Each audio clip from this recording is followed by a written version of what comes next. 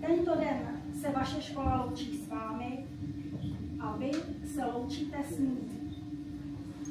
Převezmete z rukou své paní učitelky závěrečná vysvědčení. Všichni si přejeme, abyste na tento den rádi vzpomínali, a proto jsme si pro vás připravili tuto slavnostní chvíli. V krátkém videu se podíváme na vaše školní léta.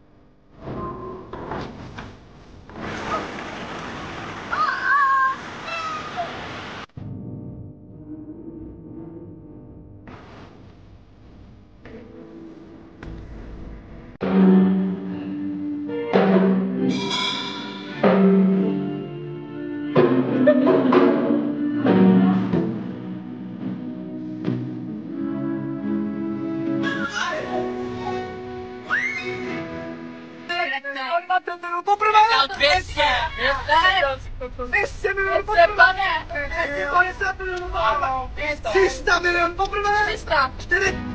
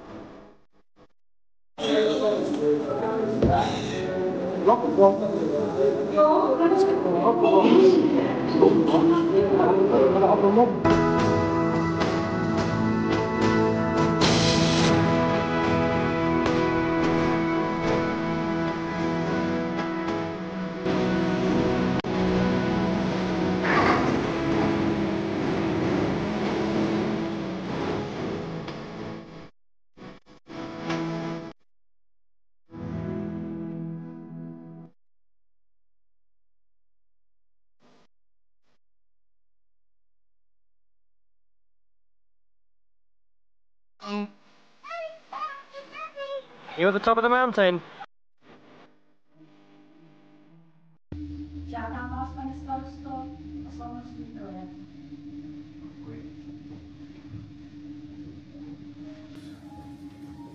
Vážená paní ředitelko, vážená paní zástupkyně, milí žáci 9. třídy, vážení rodiče, vážení učitelé, vážení hosté, dovolte mi, abych vás co nejsrdečněji přivítal na dnešní slavnosti předávání školních vysvědčení.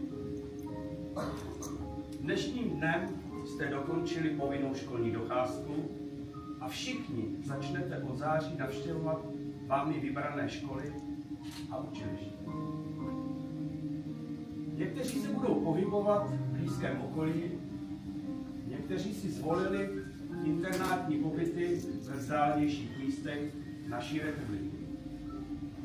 Takže opouštíte nejen základní školu ve Studené, ale i víceméně Studenou. Jistě si uvědomujete, co pro nás vykonali vaši rodiče. Bez jejich pomoci, bez jejich lásky a obětavosti byste nemohli prožít radostné, šťastné a spokojené dětství. Bez tatínků a maminek byste nepoznali kouzlo domova a mnohem hůře byste překonali obtíže dětského věku a dospívání. Proto se nebojte právě dnes jim dát najevo svůj vděk a svou úctu. Vážení učitelé, ze základní školy vám dali nejlepší základy potřebné pro další studium. Až s odstupem doby zjistíte, že přísnější učitelé, kteří vás více úkolovali, což se vám samozřejmě nelíbilo, to nedělali pro své potěšení, ale chtěli vám předat maximum možných informací.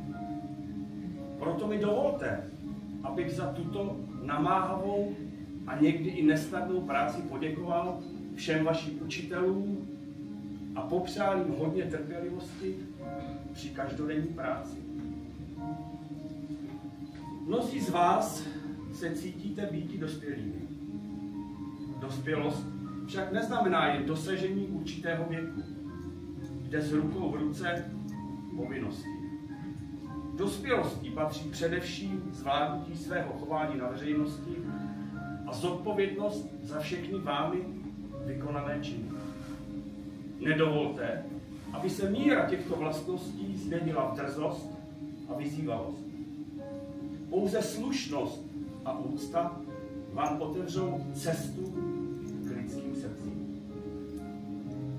Milé dívky, milí chlapci, přeji vám mnoho úspěchů v dalším životě, abyste dosáhli těch nejlepších výsledků a dělali radost nejen sobě, ale i svým rodičům. Nezapomeňte, odkud jste vyšli. Vracejte se k nám, vždy vás rádi přivítáme. A vězte, že nejdůležitější je jít za svým snem a svým cílem.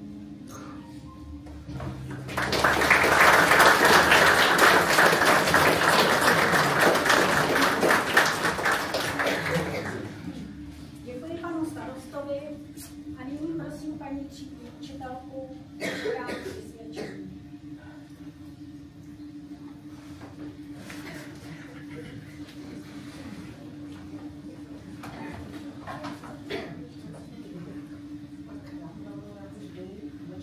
Abecedy vypisala Martina Bartoně.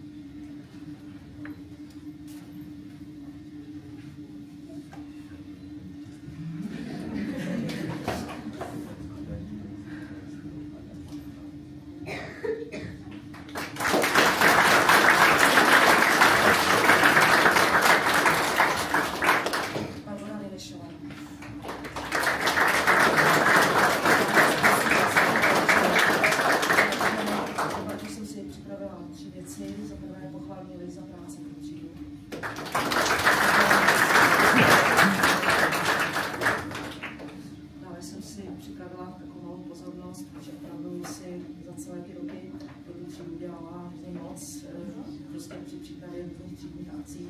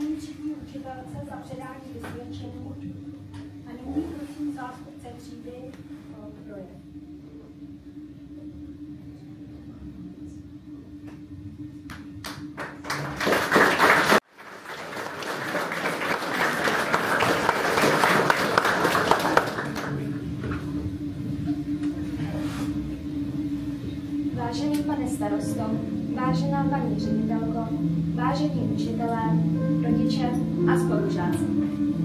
Stojím před vámi dnes, aby se s vámi podělila o několik krásných vzpomínek, které bych vám ráda sdělila. Ve škole jsme společně, abychom se učili, rostli a připravovali se na budoucnost, která před námi leží. Každý z nás má své sny, ambice a cíle, které nás vedou kupředu. Naše škola je místem, kde se formují naše osobnosti, kde získáváme nejen vědomosti, ale i životní dovednosti. Když se podívám kolem sebe, vidím třídy plné studentů, kteří se snaží najít své místo v tomto světě. Vidím učitelé, kteří se nám snaží pomáhat, aby nám přidali to nejlepší ze svého vědění a zkušeností. Vidím přátelé, kteří nás podporují a sdílí s námi radosti i starosti každodenního života. Všichni víme, že cesta vzdělání není vždy snadná. Často se setkáváme s překážkami, výzvami a někdy i s neúspěchy. Ale právě tyto momenty nás učí vytrvalosti, odhodlání a schopnosti překonávat obtíže. Každý neúspěch je příležitostí se něco naučit a zlepšit se. Vzdělání je mocný nástroj, který nám otvírá dveře k novým možnostem a perspektivám. Proto bych chtěla začít od začátku, přenést se čase do dob, kdy jsme nastupovali do první třídy a údajně se nás chopila paní Čelka Švorcová, nyní do Kumilová.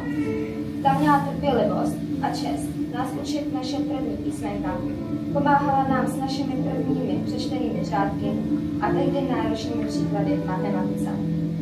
V polovině třetí třídy nastal pro nás brat a my dostali na zdraví 6 měsíců paní Čelku Komanovou, která se nás ujala a snažila se nás dát do ladě. Přece jen už jsme nebyli tak mladí. Čas plynul a po prázdninách nám přidělili pro nás tehdy děsivého pana učitele Havlíka, který se v následujících hodinách ukázal dnes tak děsivý. Musím mu za všechny poděkovat, za jeho trpělivost s nedopouřenými dětmi, jako jsme byli my.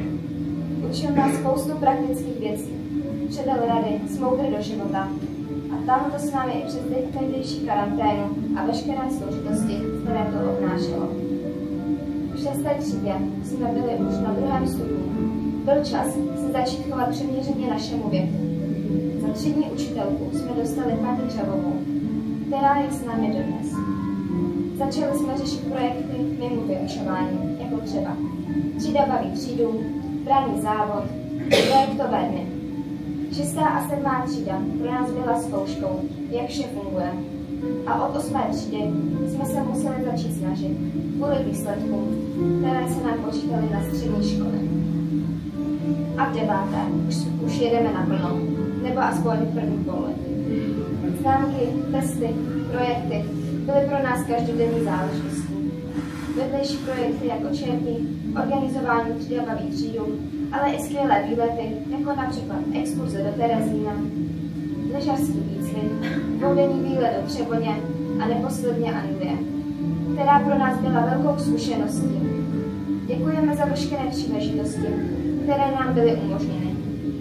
Na závěr chceme poděkovat všem zaměstnancům školy, kteří se o nás starali. Od učitelů, paní asistentek, pana školníka, paní kuchařek až po uklízečky. Děkujeme za prostředí, které jste nám tvořili a my v něm mohli žít 9 let našich životů.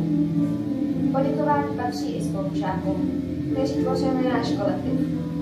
Ať už s námi byli od první třídy, nebo těm, kteří se přidali postupem času. Tolik osobností v jedné třídě, tolik různých názorů, ale přes vše jsme se vždy domluvili. Poděkování všem učitelům, kteří se nás učili a jejich pevným nervům s námi.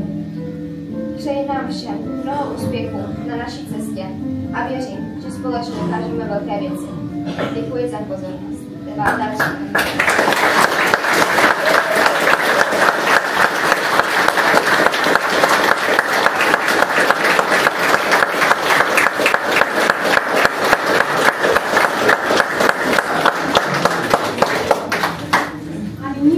Zástupce třídy o podpis do pamětní knihy.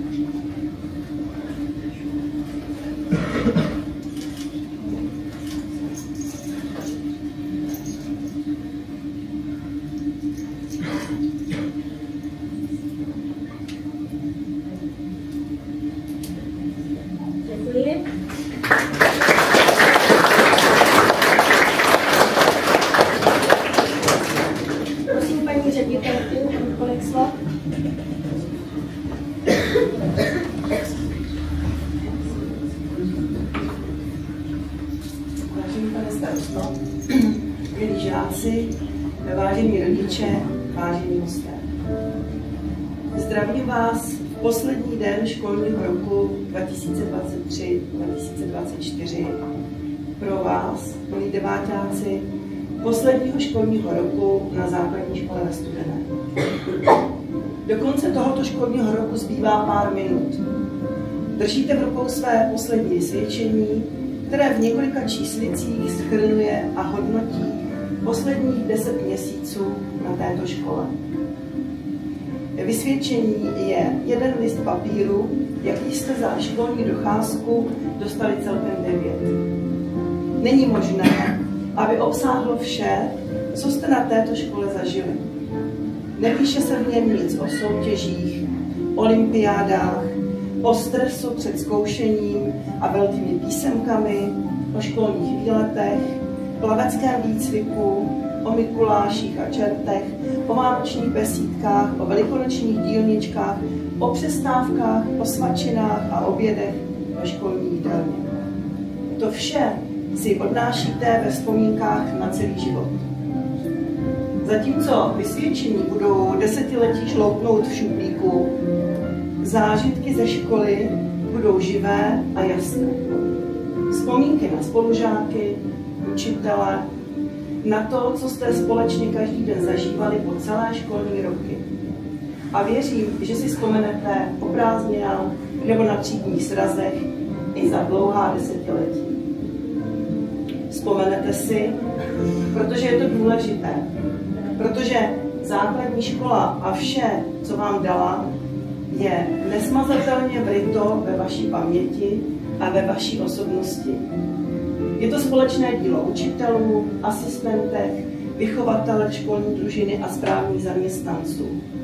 Díky jejich úsilí, práci, iniciativě a nápadům máte na co vzpomínat a odnášíte si do života mnohem víc, než jen to vysvědčení.